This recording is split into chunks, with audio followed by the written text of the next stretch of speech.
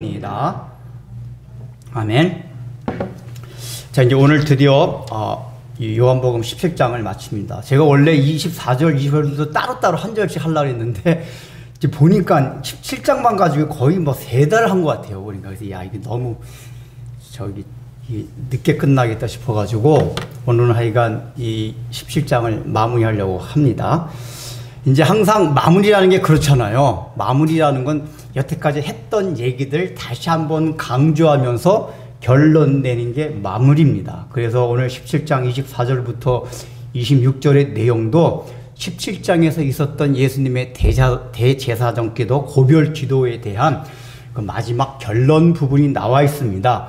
근데 실제로 기도하는 내용 24절만 기도와 간구 내용이고 25절, 26절 내용은 이렇게 독백 형태로 나와 있어요. 이 얘기 뭐냐면 24절의 내용이 실제로 예수님이 하나님께 간구하는 결론의 내용이고 25절, 26절은 이제 노래로 하면 후렴구 같이 여태까지 했던 얘기들 계속 반복해서 하는 그 후렴구 같은 역할을 하는 것입니다.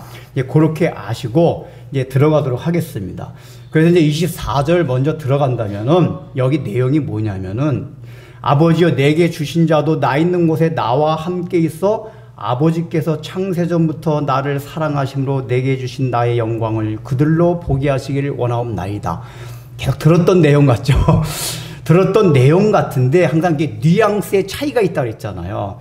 이게 무슨 차이냐 하면은 예수님께서 17장에서 쭉 말씀하시고 나서 마지막에 딱 결론이 뭐냐? 나의 주께 하나님께서 내게 주신 그 나의 영광을 그들이 누구죠? 제자들과 제자들 통해서 믿게 될 우리들 모든 신자들이 그 영광을 보게 되기를 간절히 원합니다. 이게 예수님이 최종적인 기도의 목표예요. 그걸 위해서 뭐냐면은 저들도 나 있는 곳에 함께 있기를 원합니다. 그러니까 여기 내용은 두 가지, 24절의 내용이 두 가지거든요. 나 있는 곳에 저들, 우리 믿는 사람들이 예수님과 함께 있기를 원하고 또 하나는 하나님께 아버지가 내게 주신 영광을 저들도 보기를 원합니다. 내용을 구분하면 그 두 가지인데 실제로는 연결되어 있는 게 그 영광을 보기 위해서 저들이 나와 함께 있어야 됩니다. 그 얘기입니다. 그러니까 결국은 하나예요. 그들을 그 영광을 보게 하기를 원합나이다.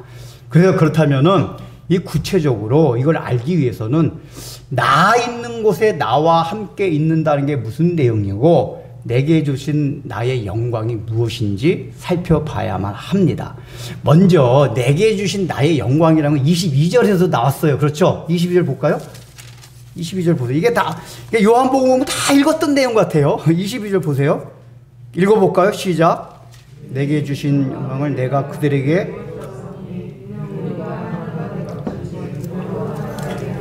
제가 이제 이것도 자세하게 설명 들었잖아요. 그러니까 원래 예수님이 가지신 영광은 하나님께 받은 영광이 아니라 예수님이 그러니까 인간으로 오시기 전에 영원 전에 성부 하나님과 성자 하나님과 성령 하나님으로 삼위일체 하나님을 계시면서 영원 전부터 누렸던 영광은 그냥 삼위일체 하나님 간에 공유하셨던 영광이에요. 아버지가 따로 주신 영광이 아니라. 그런데 내게 주시라는 표현에 주목하라 그랬잖아요. 내게 주었다는 얘기는 뭐냐면은 그 성자 하나님이 영원 전에 계실 때 성자 하나님이 우리의 죄를 구원시키기 위해서 인간의 몸을, 인성을 입고 오셨단 말이에요. 그래서 인성을 입으신 성자 예수님, 그러니까 성자 하나님이 이제 예수님이 되신 거예요.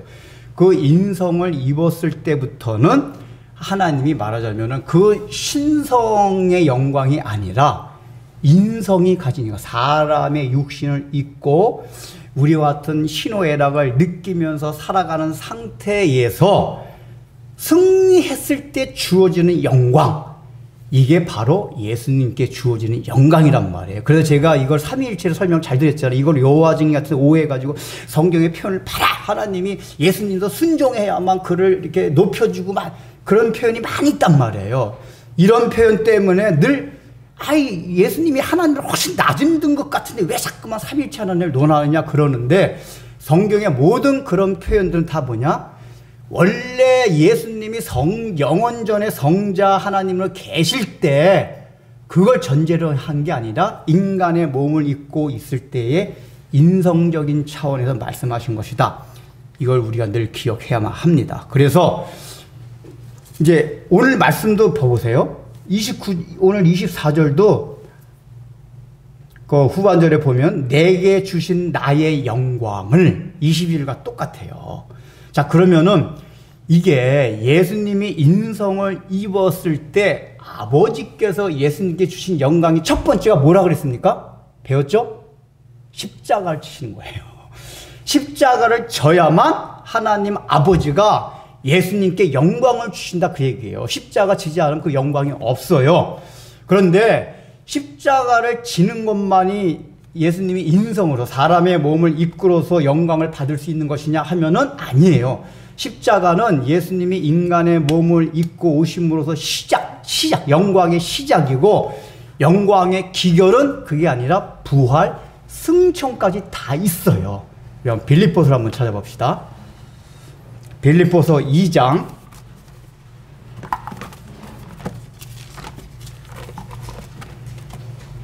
그 내용이 이제 빌립보서에 나옵니다.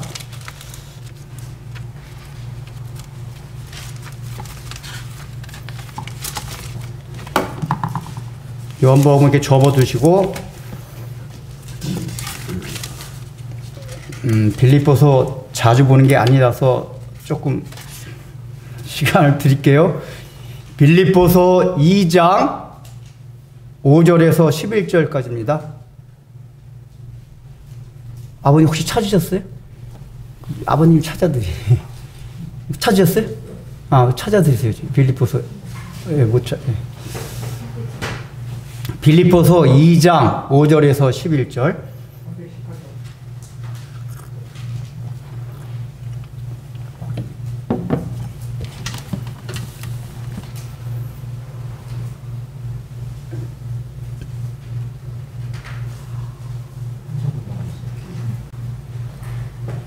이제 다 찾으셨죠?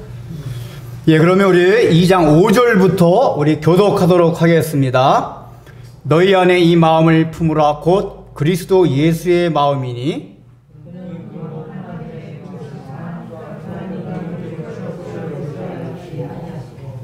오히려 자기를 비워 종의 형체를 가지사 사람들과 같이 되셨고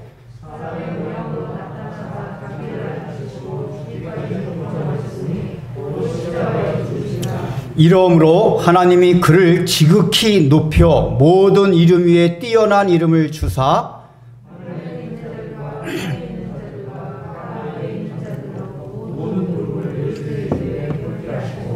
모든 입으로 예수 그리스도를 주라 시인하여 하나님 아버지께 영광을 돌리게 하셨느니라. 자, 보세요. 지금 우리가 예수님 원래 성자 하나님이었으니까 당연히 나중에도 뭐 이렇게 찬양을 받으시기 합당한 분이다라고 생각할 수가 있지만은 빌립보서의 말씀을 보면 뭐냐면은 이러므로 어떻게 해요? 예수님께서 자기를 비워서 종의 형체를 가지사 사람들과 같이 되시고 자기를 낮추어서 마지막에 죽기까지 십자가에 죽기까지 복종하셨기 때문에 하나님께서 아버지께서 그를 지극히 높여 모든 이름 위에 뛰어난 이름을 주사. 그러니까 뭐냐면 원래 성자 하나님이 가지시던 신성이 있어서 지극히 높게 된 게 아니라 예수님이 인성을 입고 사람의 몸을 입으셨는데 그 사람의 몸을 입었음에도 불구하고 자기를 비워서 십자가를 죽기까지 지면서 하나님께 순종하셨기 때문에 하나님이 예수님을 지극히 높여 모든 이에 일어난 뛰어난 이름을 주사 하늘에 있는 자들과 땅에 있는 자들과 땅 아래에 있는 자들로 모두 무릎을 예수의 이름에 꿇게 하시고, 그러니까 그때부터 뭐가 됐다는 거예요? 하나님께만이 경배를 드릴 수가 있는데, 그러니까 유대인의 관점에서는 하나님 아니 어떤 피조물이라도 경배를 드릴 수가 없어요. 이게 이방인들은 이해할 수 없지만 유대인들 입장에서. 근데 초대교회 때부터 아버지 하나님뿐만 아니라 그 예수님께 하나님께 여호와 하나님께 드린 찬양을 경배를 드리기 시작했단 말이에요. 이게 왜 그래요? 아버지 하나님이 그렇게 예수님을 높이셨다. 그리고 마지막 11절에 뭐냐면 그리스도를 주라는 건 뭐냐면 여호와 하나님께만 붙이는 호칭이 주예요.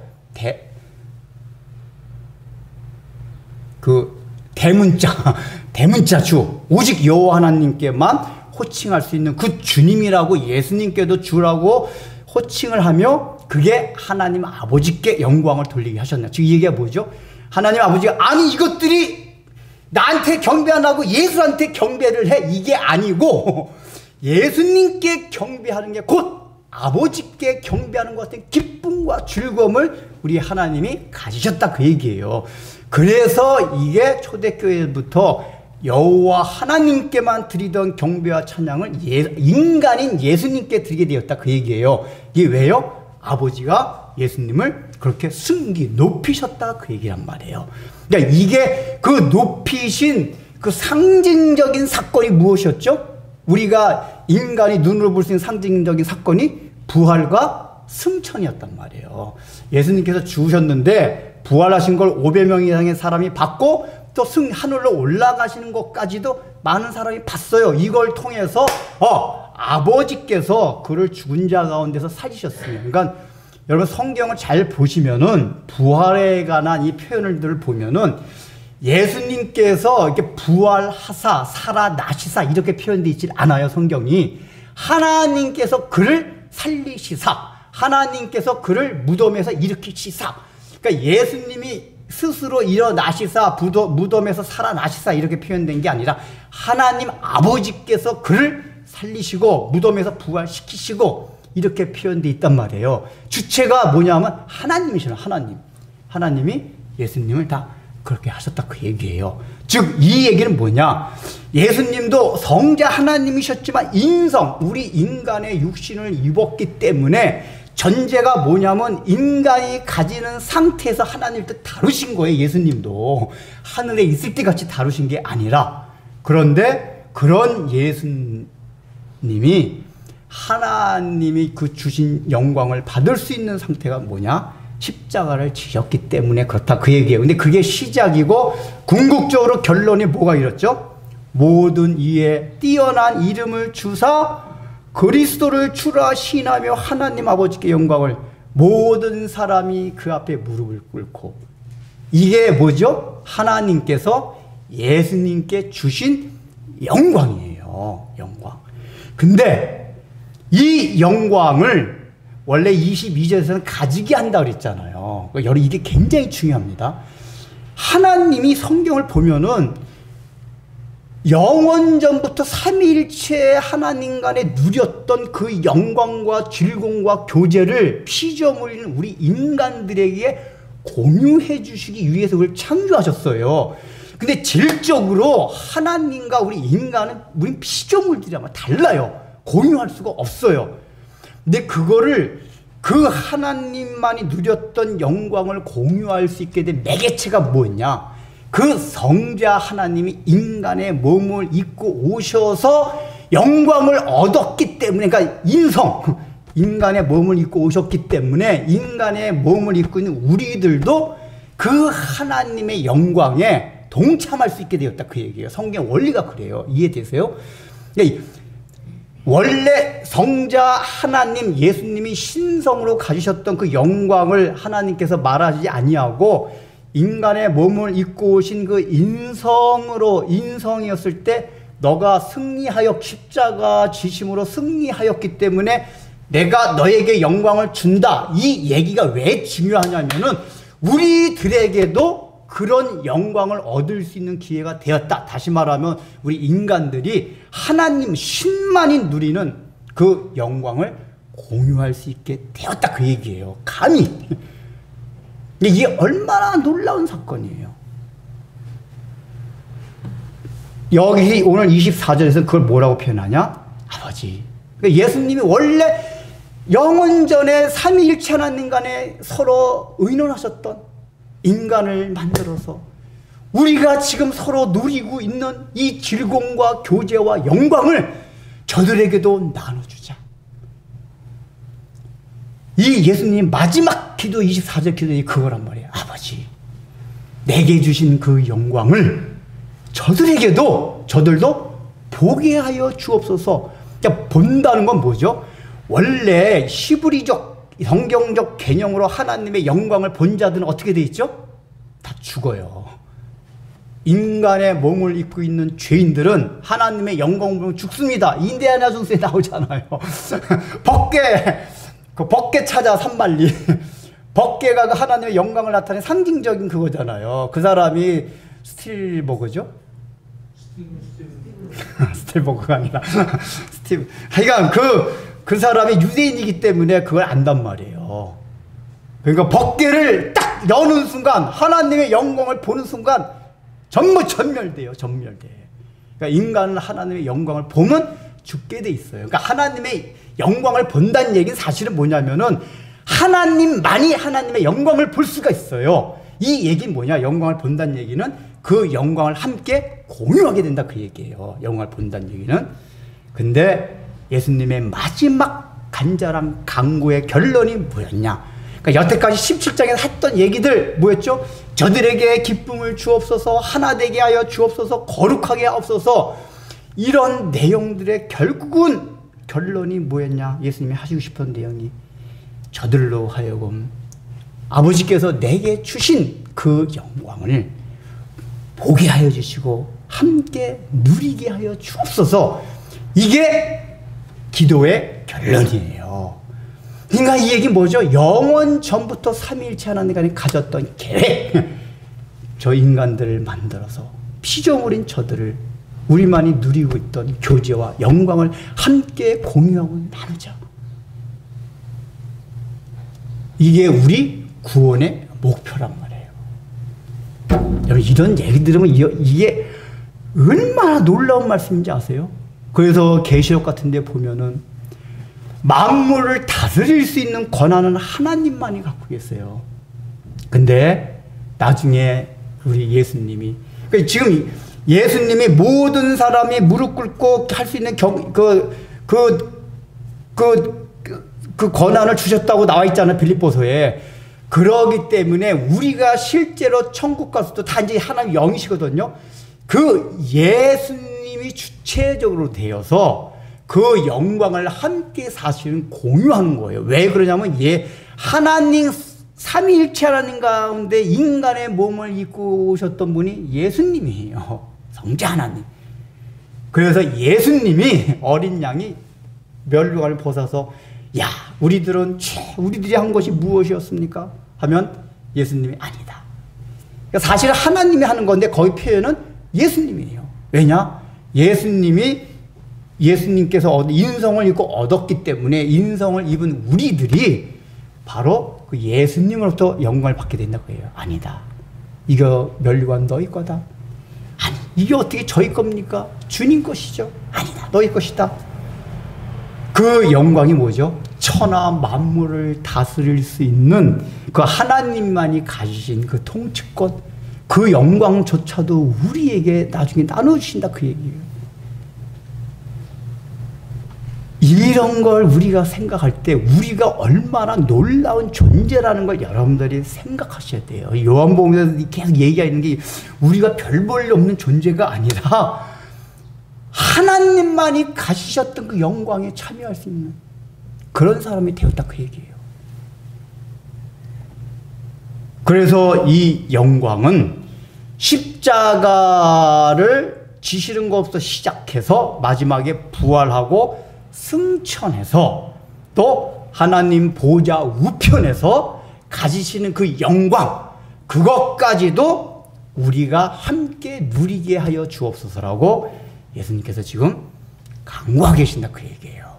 자, 근데 이걸 위해서 뭘 하라는 얘기예요? 전반절에 다시 이제 요한복음 다시 넘어갑니다. 요한복음 10장 넘어가면은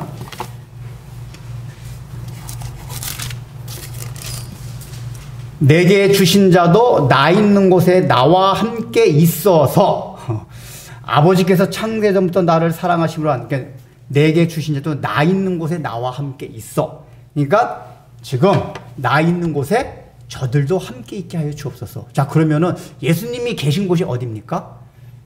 이 자리를 지금 여기 이게 이제 마지막 마가의 다락방으로 수정되는 곳인데 마지막 이제 만찬 밤이니까 마가의 다락방입니까? 이미 제자들은 예수님과 함께 계시잖아요. 시공간적으로. 그러니까 이건 아니겠죠? 이건 아니에요. 그러면은 예수님이 계신 곳이 어디입니까? 우리는 이제 이거 흔히 생각하면 맞다. 우리가 앞에 14장이나 이런 데 보면은 내가 너희를 위하여 하늘에 너희들이 거할 처소를 예비하러 가노니 이런 말씀을 통해 가지고 이 말씀은 나 있는 곳이라는 게 하나님의 보좌 그러니까 지금 어린 양이 하나님의 보좌 앞에 있다 그랬잖아요. 우리가 흔히 말하는 천국 그걸 1차적으로 생각할 수가 있어요. 맞아요. 그러니까 이거는 나중에 죽은 다음에 가서는 가는 그 어떤 시공간적인 물리적인 세계 천국을 그렇게 표현하면 안 되겠구나. 왜냐하면 천국이라는 건 시공간적인 이 차원을 넘어선 세계입니다. 표현을 바꿔서 말하면은 실제적 세계. 그러니까 천국이라는 거는 관념과 추상 속에만 있는 게 아니라 실제적으로 존재하는 세계다 그 얘기예요. 그러나 제가 물리적인 세계로 표현을 안 하는 거는 그건 시공간을 넘기 때문에 실제적인 세계예요. 그러면 나중에 그 실제적인 세계 여기에 이제 다 천국에 우리를 오게 하는 거라고 생각할 수가 있습니다. 맞아요. 일단 1차적으로 맞아요. 우리가 천국에 가는 그때 이게 우리가 천국에 가면은 그냥 어느 정도 이렇게 슬픔과 고통이 없는 이 정도에 머무르는 것 정도가 아니라 삼위일체 하나님이 가지셨던 그 영광을 함께 공유하는 세계가 하나님의 나라예요. 거기서 그렇게 된다 그 얘기예요. 근데 요한복음을 쭉 읽어보면은 예수님이 내게 있는 곳이란 이 개념을 우리가 죽은 다음에 가는 그 천국 개념으로 계속 설명하는 것뿐만 아니라 현재 이 세상을 살아가면서 내가 너희와 함께 너희가 나 있는 곳에 함께 있고 내가 너희 안에 있다 하는 이 표현을 많이 하시잖아요. 그게 뭐죠? 내가 너희 안에 너희가 내 안에 이 표현이에요. 이 표현이 다양한 의미를 이제 포함을 합니다. 제가 그때 한번 설명을 드렸죠. 일단은 생각과 사고방식과 행동과 계획이 일단 똑같은 거예요. 내가 너 안에 내가 너 안에 너가 내 안에 이 얘기는 근데 이런 건 뭐냐 그리스도와 연합이 되었다 그 얘기인데 연합이 되었다는 얘기는 다른 말로 하면 주님과 늘 동행한다 그 얘기예요. 그러면은 우리가 이 하나님이 예수님께 주신 영광을 보기 위해서는 뭐가 있어야 되냐? 예수님과 연합하는 그 일이 있어야만 된다 그 얘기예요. 근데 그런 일이 어떻게 이루어진다 그랬죠? 어떻게 이루어진다 그랬어요? 십자가를 지심으로 순종함으로 이루어진다고 말씀을 드렸습니다. 그러니까 이 얘기는 결국은 뭐냐면은 마지막에 이 결론 부분은 우리가 받을 영광이 너무 한없이 커요. 그런데 그 영광은 우리가 이 땅을 살아가면서는 자기를 부인하고 죽이고 십자가를 짐으로써 시작이 되고 그래서 그 십자가를 짐으로 시작이 되는 하나님과 동행, 하나님과 연합되는 하나님과 하나가 되는 이제 우리가 이 현상을 맞이하게 된다 그 얘기예요. 그러면은 목사님 그게 얼마나 힘든지 아세요? 그래서 그것도 막연할 수가 있어요. 그 구체적으로 뭘 생각해야 되냐? 우리가 누누이 강조했던 거지만은 우리가 하나님과 동행하고 예수님과 내가 하나가 되었다는 사실을 이제 이렇게 딱 생각할 수 있는 사인, 표지가 있어요. 그게 뭐냐 하면은 바로 예수님께서 주신 하나님께서 주신 영광을 이 땅에서도 우리가 얼핏이라도 볼 수가 있으면은 나중에 천국 가서도 그 영광을 공유할 수 있게 된단 말이에요. 그러니까 이 땅에서부터 하나님이 우리에게 주신, 그러니까 예수님께 주신 그 영광을 우리가 볼 수가 있어야 돼요. 그런데 중요한 건 뭐냐면은 우리가 그 하나님이 예수님께 주신 영광을 보느냐 하면은 보지 못하는 경우가 너무 많아요. 아까 말씀드렸듯이 하나님의 영광은 죄가 없어야지만 볼 수가 있습니다. 그러나 하나님께서 예수님의 십자가의 속죄를 통해서 그 영광을 볼 수 있게 만들어 줬어요. 근데 그럼에도 불구하고 여러분들 하나님의 영광을 보고 있습니까? 하나님의 영광을 보지 못하는 가장 큰 증거가 뭐죠? 여기서 말하는 영광은 하나님과 교제를 나누는 게 가장 큰 영광이에요. 그런데 우리는 아직까지 영광이라고 생각하면 뭘 자꾸만 생각해죠? 개척 초기부터 제가 늘 강조했던 거. 영광하면 우리는 자꾸만 성공하고 잠깐 뭔가 높은 자리에 올라가고 병이 낫고 사업이 잘 되고 승진하고 좋은 대학 들어가고 이런 걸 자꾸 영광이라고 생각하잖아요. 여러분들 이런 설교를 막 오랫동안 들어왔지만은 여러분들 내면 속과 가치관 한번 살펴보십시오. 아직까지도 우리의 가치관 속에는 그것이 영광이라는 생각이 너무 많아요. 근데 이런 가치관을 아직까지 갖고 있다면은 하나님의 영광을 보지 못하는 증거란 말이에요. 그러니까 결국은 뭐냐? 하나님의 영광을 이 땅에서 보기 위해서는 원래 하나님께서 우리에게 주시겠던 영광이 무엇인지를 깨닫고 볼 수 있는 훈련이 돼야 돼요. 훈련이 돼야 돼요. 그러기 위해서 뭐가 필요한 거죠? 광야의 40년간의 고난의 삶이 필요하다 그 얘기예요. 이걸 풀어서 얘기 드린다면은 여러분 하나님의 영광이 구약에서 가장 극명하게 드러나는 것이 어디입니까? 원래 하나님의 영광이라는 건 뭐냐? 하나님이 당신을 계시하고 알려주는 거예요. 그 영광이 임재한 곳이 성막이었어요. 성막 안에 하나님의 영광이 임재했어요. 근데 그 성막에 하나님의 영광이 임재할 때 그걸 보기 위해서 바로 지성소에 들어갔습니까? 순서가 있었어요. 처음에 들어가면 번제단에 들어가고 물두멍이 들어가고 마지막에 성소 안으로 들어갑니다. 번제단은 뭐죠? 예수님의 피공로를 통해서 우리가 속죄받는 걸 통해요. 그리고 물두멍에서 우리가 깨끗하게 씻어야 돼요. 그리고 성소 안에 들어가면 거기에 기도와 말씀과 여러 가지 신앙생활의 요소들이 있어요. 그런 걸 통해서 하나님의 영광을 볼 수 있다는 것을 말씀해 주십니다. 근데 그 성막의 내용을 역사적으로 보여준 게 이스라엘의 출애굽 사건이란 말이에요. 여러분들 제가 출애굽기 성막 강의할 때 그 성막의 그 의미를 세 가지로 말씀드린 거 기억이 나십니까? 첫 번째 뭐였죠? 예수님의 속성. 두 번째 예수님의 사역. 세 번째 신자가 걸어갈 신앙의 길. 이게 성막 안에 다 있다 그랬어요. 근데 신자가 들어가는 하나님의 길이 뭐냐면 출애굽에서 이스라엘 백성들이 보여줬어요. 출애굽을 어떻게 했죠?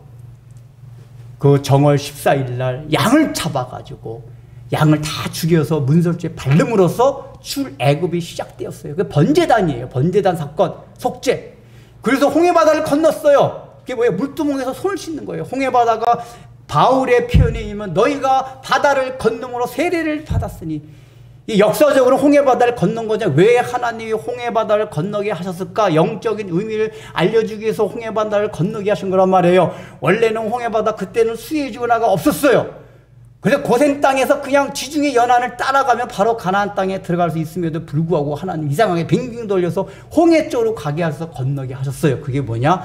너희가 속죄가 끝나고 나면 물동에서 물을 찢는 세례 사건이 필요하다. 그래서 홍해바다를 건너게 해서 이제 너희들 애굽에 있던 노예들이 너희는 다 죽었다. 그리고 다시 살아났다. 이걸 알려주기 위해서 홍해바다를 건너게 한 거란 말이에요.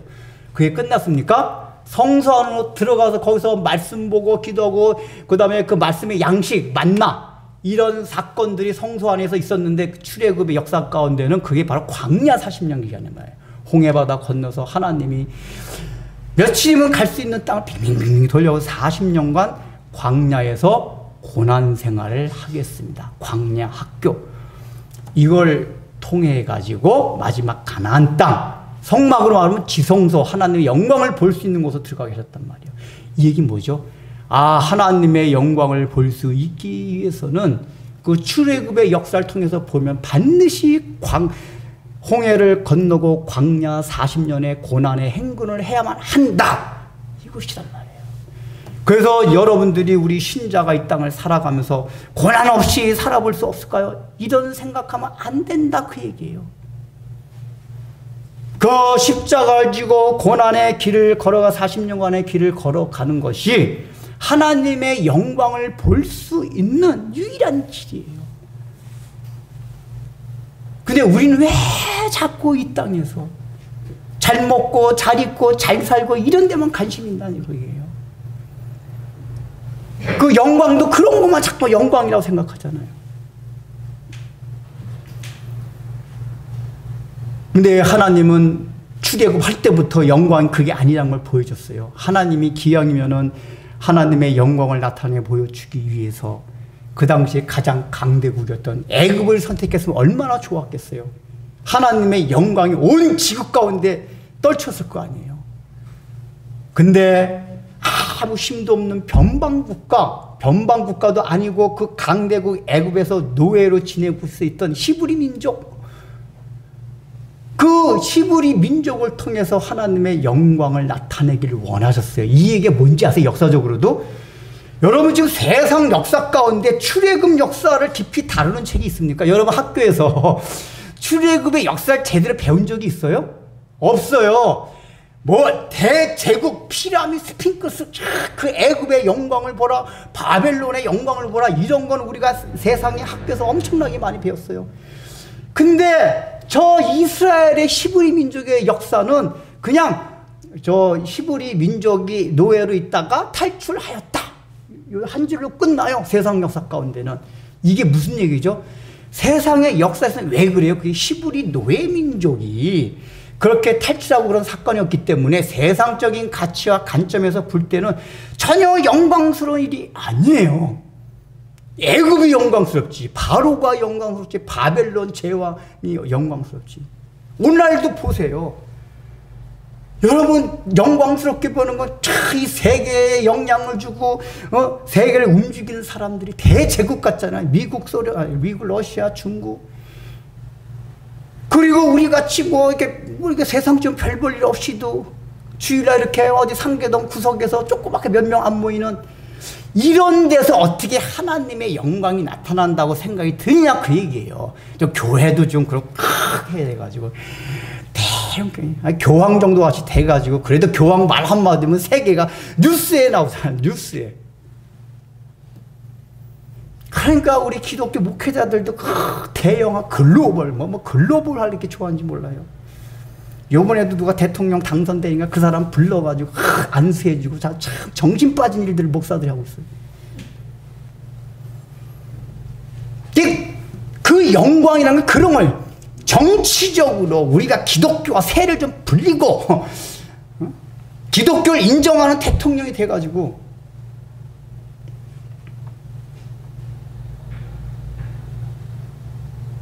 그래서 예수 믿는 사람들이 그 전에 어떤 그 목사님 맨날 그래요. 막 글로벌 얘기 엄청나게 많이 해요.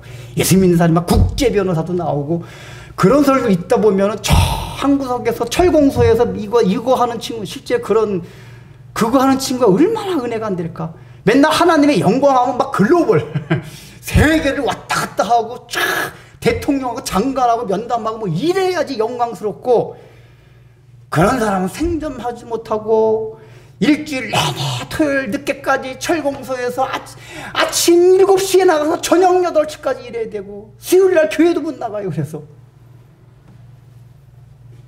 이런 사람들은 하나님의 영광을 전혀 드러내지 못하는 거지. 근데 오늘날 우리 교회 기독교가 얼마나 그런 사고방식에 섰어요. 이거 벗어나질 못해요. 이 얘기가 뭐냐? 하나님의 영광을 우리 교회가 전혀 보지 못하고 있다 그 얘기예요.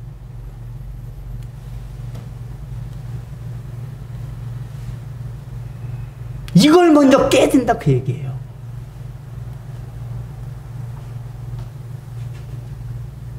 이걸 깨게 되면은 우리가 엄청나게 손해볼 것 같아요. 하나님께 별 볼 없이 우리가 살아갈 수가 있습니까? 그래도 예수 믿는 사람이니까 짠! 하고 세상 가운데도 확 빛나게 나타날 수가 있어야지. 아니에요. 그런 가운데 하나님의 영광은 없습니다. 인간의 영광만 나타나요. 그래도 여러분 예수 믿는 사람 중에 공부 못한다고 실망할 거 없어요. 돈 못 번다고 실망할 거 없어요. 나는 타고날 때부터 이렇게 재주가 하다못해 바이올린이라도 재주가 있으면 우리 큰교형 늘 악기 잘 다루는 사람이 대우를 받아요. 하나님께 악기를 잘 다뤄서 얼마나 하나님께 영광을 돌리고 그럼 악기를 못 다루면 하나님께 영광을 돌리지 못합니까? 얼마나 대우를 하나 몰라요. 어떤 교회든 그래서 악기 다뤄 돈까지 주더라고요. 지휘자들. 그게 세상이지. 그건 다 자기가 가진 재능을 가지고 봉사하는 거지.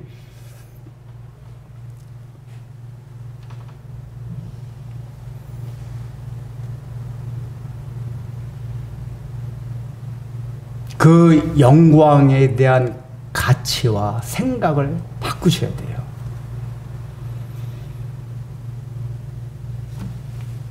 예수님이 계신 곳에 나도 있게. 예수님이 계신 곳이 실제는 어디죠? 당장은 요 뒤에는 일단은 십자가를 치고 가는 거예요. 십자가를 치고 가는 거예요.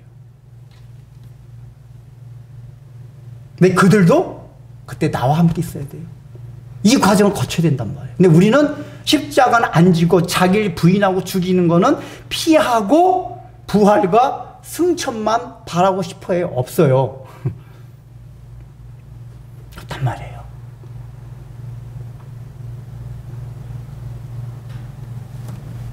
그래서 우리는 이 하나님께서 우리에게 주시고자 했던 그 영광을 누리기 위해서는 이 땅에 살면서 이것이 광야 학교라는 사실을 우리가 명심해야 된다.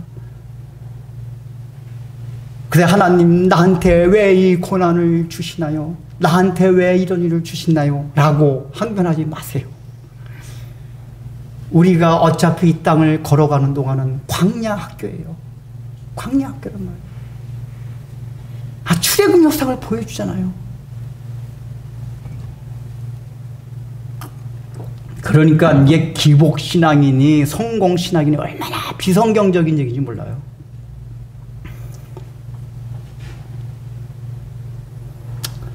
이렇게 얘기를 하셨잖아요. 그리고 이제 25절, 26절을 보면은 내용이 뭐냐 하면 이것도 앞에서 다 나왔던 내용들이에요. 의로우신 아버지여 세상이 아버지를 알지 못해도 나는 아버지를 알았사옵고 그들도 아버지께서 나를 보내신 줄 알았사옵나이다. 내가 아버지의 이름을 그들에게 알게 하였고 또 알게 하리니 이는 나를 사랑하신 사랑이 그들 안에 있고 나도 그들 안에 있게 하려 함이니이다.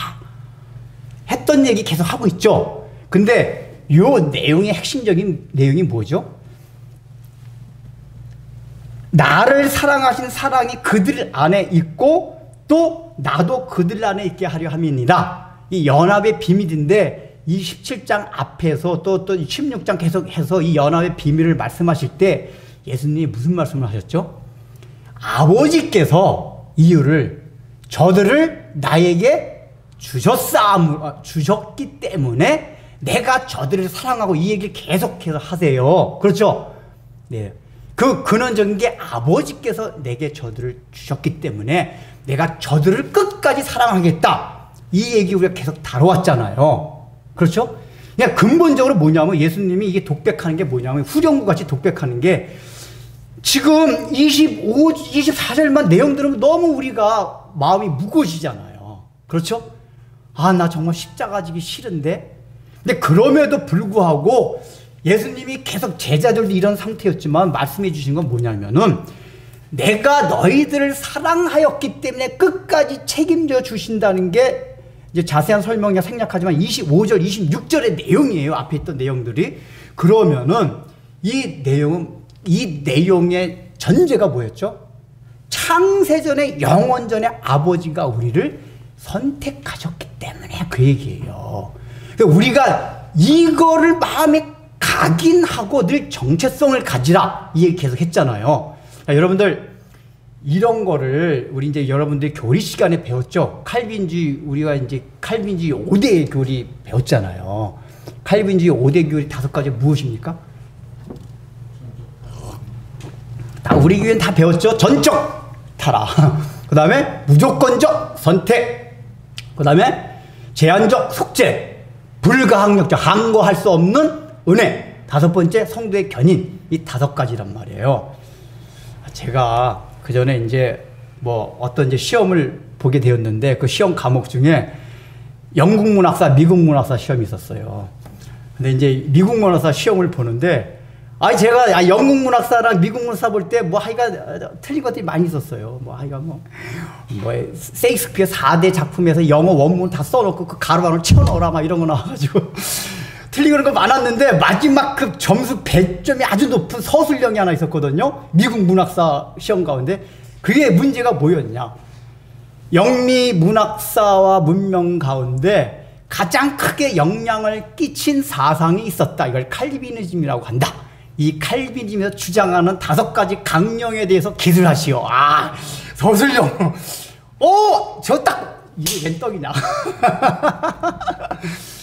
뭐 저야 얼마나 또 자세하게 기술했겠습니까? 촥 해가지고. 그래서 다른 거 못 본 거를 다 보완해가지고 좋은 성적으로 합격을 했어요. 칼빈의 5대 교리 때문에. 제가 볼 땐 그 출제했던 교수가 크리스찬이었던 것 같아요. 그런 문제를 어떻게 다 낼 수가 있을까? 근데 칼빈에게 5대 교리가 제 지엄 성적을 좋게 하고 합격한 것뿐만 아니라 우리의 신앙생활도 합격하게 하고 좋게 할 수 있다 그 얘기예요. 근데 그게 어떻게 좋게 하냐? 우리가 흔히 생각하는 칼빈주의, 칼빈주의 5대 교리, 뭐 예정론 이런 거 생각하면 사람들이 머리 아프게 생각하고 늘 논쟁을 합니다. 그렇게 불공평한 하나님이 어디 있느냐? 막 그런 얘기를 해요.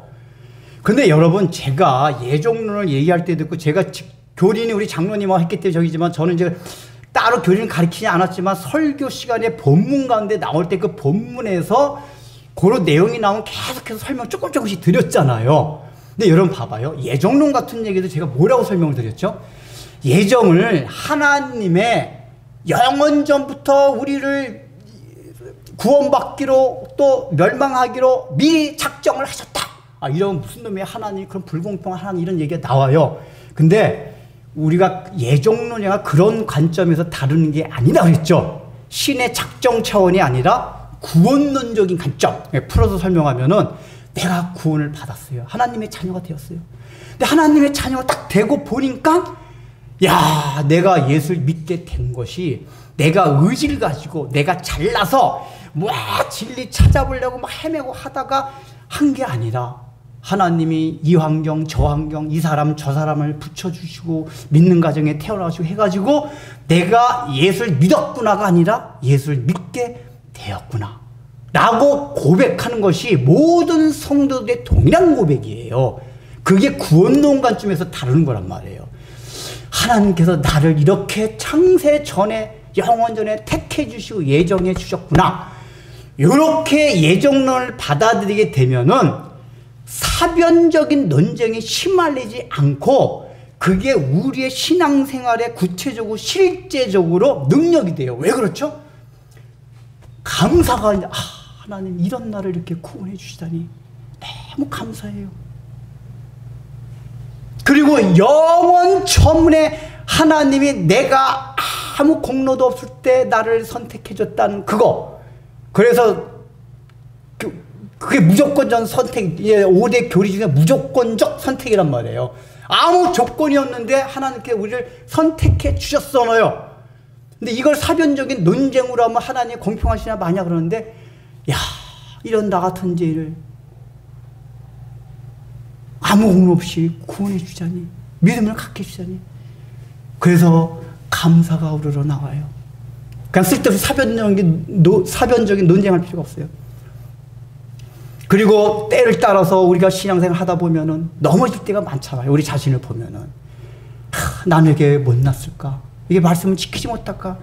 24절 오늘 말씀을 듣니까 또 마음이 무거워지네. 십자가를 지고 가야 되는데. 맨날 이런 설교 듣고 또 십자가 안 지려고 하는 이런 육성들이 있잖아요. 그럴 때 우리 마음속에 실망과 회의들이 들어가요. 근데 그때 성도의 견인교리, 야, 하나님께서 나를 무조건적으로 선택이 무조건적이기 때문에 요한복음에서 계속 말씀하셨잖아. 너희를 끝까지 이끌고 가겠다. 제자들에게 하신 말씀. 그래서 우리 마음에 어떤 마음이 생기죠? 든든함이 생겨요. 내가 비록 이런 상황이 있다 할지라도 하나님이 나를 끝까지 책임져 주신다고 하셨다. 그 든든하고 하나님에 대한 신뢰감이 떨어지지 않는단 말이에요. 여러분, 온전한 믿음이라는 건 뭐냐면 신념하고 달라요. 신념이라는 건 주여 이렇게 될 줄로 믿습니다. 이게 신념이에요. 근데 성경에서 말하는 믿음은 무엇이냐? 이렇게 될 줄로 믿사옵나이다. 이게 아니고 내가 이렇게 기도를 했음에도 불구하고 하나님께서 이렇게 들어주실지 저렇게 들어줄지 모르는데 그럼에도 불구하고 하나님이 나를 여전히 사랑해 주시고 나를 챙겨주신다는 하나님에 대한 전적인 신뢰감, 이게 성경에서 말하는 믿음이란 말이에요. 우리 잠깐 믿음을 착각을 해요. 믿음이 없으니까 기도를 안 들으니 믿고 기도를 해봐. 그거 인간의 신념이에요. 그럴 때 믿음이란 용어는. 우리가 흔히 그런 걸 잘 써요. 믿음을 가지고 기도해. 믿음은 우리 하나님에 대한 절대적인 신뢰예요. 근데 그 신뢰가 어디서 오냐? 하나님이 나를 무조건적으로 선택해줬다. 그래서 그 영광스러운 그날까지 끝까지 이끌고 가신다 하는 5대 교리장이 있는 첫 번째 교리와 마지막 번째 교리, 이게 사변적인 논쟁이 아니라 우리의 실제 생활에서 얼마나 큰 위로를 주는지 몰라요. 그리고 제가 거룩함에 대해서 말씀드릴 때 했잖아요. 거룩함의 첫 번째 시작 단계 뭐라 그랬죠? 거룩해지기 위해서 수준적 거룩을 위해서 해야 될 일이 있고 신분적 거룩성 회복이 있다 그랬잖아요. 기억나시나요? 신분적 거룩이 먼저 회복이 돼야 돼요. 근데 신분적 거룩의 회복을 위해서 해야 될 게 뭐라 그랬죠? 내가 그리스도인이라는 정체성을 각인해야 된다 그랬어요. 근데 내가 그리스도인이라는 정체성을 각인하는데 첫 번째 내용이 뭡니까? 하나님이 나를 선택해 주셨기 때문에 나는 하나님의 자녀다. 그러니까 하나님의 자녀란 정체성 자체가 우리의 신앙생활에 실제에 있어서는 그 칼빈주의 5대 교리가 5대 교리 가운데 하나님이 나를 선택해 주셨구나. 이게 사고가 강하면 교회를 못 떠납니다.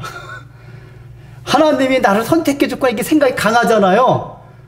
그럼 가끔가다 막 엉망을 하고 막 그러다가도 교회를 떠나질 못해요. 떠나질 못해요. 그런 거 경험한 적 없으세요? 그리고 엄청나게 죄를 짓다가도 야, 하나님이 나를 선택해 줬고 내가 하나님의 자녀인데. 옛날 그런 사람이더라고요. 담배 계속 평만 피워요. 그 주변에 다른 게 야, 너 도대체 예수 믿어 모태신앙, 너 모태신앙 하냐? 거의 신앙생활가 몇 년 했는데 아직까지 담배도 못 끊냐? 그러니까 내 모태신앙을 잘 못해. 나 담배 못 끊어, 못해. 그래서 나 그랬던 나는 택자잖아, 택자. 나 택한 백성이요. 이러고 있어요. 근데 그런 사람이 결국 담배를 끊더라고요. 이게 뭐냐면은 그걸 윤리적 관점에서 받아들이는 게 아니라 그 사람은 사실 내면 속에 뭐가 있냐면은 담배를 피우면서도 나는 하나님의 택자다. 그리스도인이다. 하나님이 나를 무조건적으로 선택했다. 그래 끝까지 이끌고 가신다. 그걸 믿는단 말이야. 끝까지 이끌고 가신다는 내용, 성도의 견인교리 가운데 내용이 뭐가 있죠? 하나님의 목적지가 있어요. 거의 반드시 이끌고 가시거든요. 근데 우리가 하나님은 인격적인 분이기 때문에 우리가 자율적으로 따라오길 원하는데 강제로 이렇게 따라오지 않으면 어떻게 하죠? 바운더리를 넘어서려면 툭툭툭 친단 말이에요. 그 바운더리 나가면 위험하기 때문에 그냥 어느 정도까지 봐줘요, 하나님이. 근데 딱 그렇게 바운더리 넘어가면 위험하면 툭툭툭 쳐요. 이게 치는 게 우리 삶에서 뭐라 그랬죠? 어디 가다가 교통사고 나서 다리 하나 부러지고 이빨 하나 나가고 안병 걸리고. 이게 택한 백성이라 의식이 강한 사람은요, 그 의식이 강해요. 내가 이렇게 계속 살다가는 하나님한테 언제 한번 얻어맞지? 이런 말도 꼭 해요. 이 택자 의식이 강한 사람 꼭 그런 얘기 하더라고요. 나 이러다가 한번 얻어맞지. 그러니까 결국은 뭐냐면은 그 죄에서 계속 생활하다가도 내가 이러면 안 되지. 그리고 잠시 교회 생활 잠깐 쉬었다가 내가 계속 이대로 나가면 안 되지. 이러고 다시 이게 원상복귀를 하려고 해요. 이게 뭐냐면 택자 의식, 하나님의 자녀란 정체성이란 말이에요. 이게 뭐죠? 교리적으로 사변적인 철학 관념적으로 그걸 받아들이는 게 아니라 우리의 실제 생활과 연결시켜서 칼빈의 5대 교리도 생각해보라 그 얘기예요. 그렇게 될 때 우리도 하나님이 원하신 목표에 이를 수 있고 또 쉽게 성적이 좋게 어떤 사람은 똑같이 졸업해도 엉망으로 졸업하는 사람이 있어요. 근데 어떤 사람은 좋은 성적으로 네, 이런 교리를 생활에 잘 적용한 사람들. 강아지가 미련한 강아지들이 있어요. 주인이 딱 바뀌거든요. 제가 그런 강아지 본 적이 있어요. 이게 주인이 이제 사가지고 딱 새 주인이 바뀌어가지고 이게 목덜미 탁 끼고 가는데 주인이 처음 바뀌니까 안 가려고 막 튕겨요. 여러분 안 간다고 주인이 안 데리고 갑니까? 근데 굉장히 영리하고 눈치 빠른 개들은 딱딱 보더니 절레절 안 가려고 그러다가 그런 거 진짜 봤거든요. 이렇게 딱 몇 분 딱 보더니 따라가요. 얘가 낌새가 뭔가 그 주인이 바뀌었다는 걸 걔네들도 약간 느낌을 아나 봐요. 그거 영리한 거예요. 근데 안 따라가는 놈들은 어떻게 되죠? 여기 막 주인은 어떻게 끌고 가기 때문에 막 우리 그 줄이 여기 막 해가지고 여기 막 상처나고 막 이래요. 자기만 손해예요. 인격적 좋은 얘기를 하실 때 따라가십시오. 우린 다 누구예요? 택자예요. 택자. 영원 전부터 아버지께서 우리를 구원 주시기로 작정한 자들이에요. 그래서 예수님도 우리들 끝까지 사랑하시고 십자가를 지셨단 말이에요. 이걸 생각한 우리가 실망할 필요가 없어요. 그러면서도 또한 나의 삶 가운데 하나님께서 어차피 목표까지 갔기 때문에 좋은 얘기 하실 때 내가 쫄랑쫄랑 잘 따라가야지, 이런 마음을 가지게 된단 말이에요. 이게 칼빈의 5대 교리. 사실 여기 이 요한복음의 이 14장부터 보면 칼빈 교리가 굉장히 많이 그냥 탁 스며들어 있어요. 잠깐 설명드렸지만. 근데 이게 교리적으로, 사변적으로, 관념적으로 머물 것이 아니라 우리의 신앙생활에 그렇게 적용하시라 그 얘기예요. 그럼 제가 칼빈의 5대 교리가 저를 합격하고 시험 성적 잘 나오게 했듯이 이 칼빈의 5대 교리가 우리의 신앙생활도 하나님 목표 지점까지 잘 얘기할 줄 믿습니다. 모든 쓰고 끝나 세상 장막 벗고서 모든 근심 걱정 사라지느에 주를 뵙고 성도 함께 면류관을 쓰리라. 새 예루살렘에서 성도들이 함께 올 때 기뻐 노래하리라. 새 예루살렘 새 예루살렘 호산나를 높이 불러 왕의 왕을 맞으리. 새 예루살렘에서 가는 길이 외로워도 주님 나를 붙드니 시험 환난 근심 걱정 없으며 주를 믿고 따라가면 그의 뜻을 알리라. 새 예루살렘에서 성도들이 함께 올 때 기뻐 노래하리라. 새 예루살렘 새 예루살렘 호산나를 높이 불러 왕의 왕을 맞으리. 새 예루살렘에서 아름다운 성도와 사랑하는 주님만을 배울 때 주의 영광 노래하며 영원토록 살리라. 새 예루살렘에서 성도들이 함께 올 때 기뻐 노래하리라. 새 예루살렘 새 예루살렘 호산나를 높이 불러 왕의 왕을 맞으리. 새 예루살렘에서 아멘. 봉헌 기도합니다. 영원 전에 저희들이 이 세상에도 있기도 전에 아무 공로 없이 아무 조건 없이 저희를 선택해 주셔서 그 영원 전부터 누리고 있던 삼위일체 하나님 간에 누리고 있던 영광을 함께 나누시고자 타락한 저희들을 향해서 인간의 몸을 입고 내려오셔서 아버지의 계획과 뜻대로 의논하신 대로 십자가를 지시고 죽으심으로 결국은 우리들로 하여금 그 하나님만이 누리고 있던 영광의 세계에 참여하게 하고 영광을 보며 영광을 누리게 하신 그 주님의 은혜를 생각하며 오늘도 주님 앞에 봉헌을 드립니다. 그저 물질 조금 드리는 것으로 봉헌한다고 생각하지 말게 하옵시고 우리가 늘 오늘 주님께서 우리에게 주신 말씀대로 이 땅을 살아가면서도 하나님 우리의 모든 눈꺼풀을 벗어 던지고 인간이 사람이 생각하는 그 영광의 가치를 벗어 던지고 하나님이 생각하는 하나님과 교제하는 그것이 진정으로 우리가 누릴 영광이라는 것을 생각하며 이 땅에서도 주님과 동행하고 교제하며 그것을 통하여서 세상 사람들이 즐기고 좋아하는 것들이 아무것도 아니라는 사실을 우리가 이 땅을 살아가면서 명명백백하게 우리의 마음속에서 밝히며 각인하고 다짐으로써 우리가 죽어서 저 영원한 하나님의 세계에 들어가기 이전에 이미 이 땅에서 그 영광을 보고 누릴 수 있는 그 삶이 참된 봉헌임을 깨닫고 그 길로 나아가게 하여 주옵소서. 예수님의 이름으로 기도드립니다.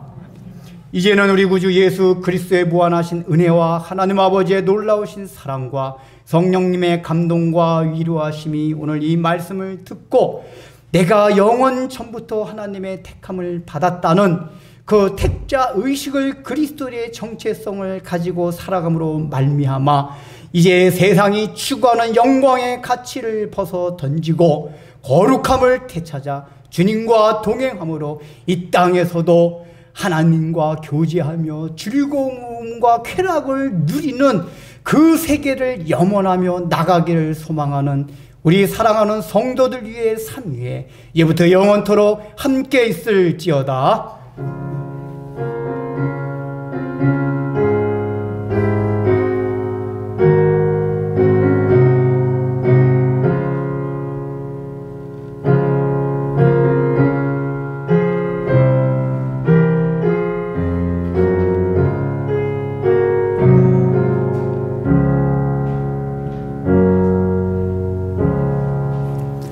예, 예배 마쳤습니다. 좋은 한 주간 보내시기 바랍니다.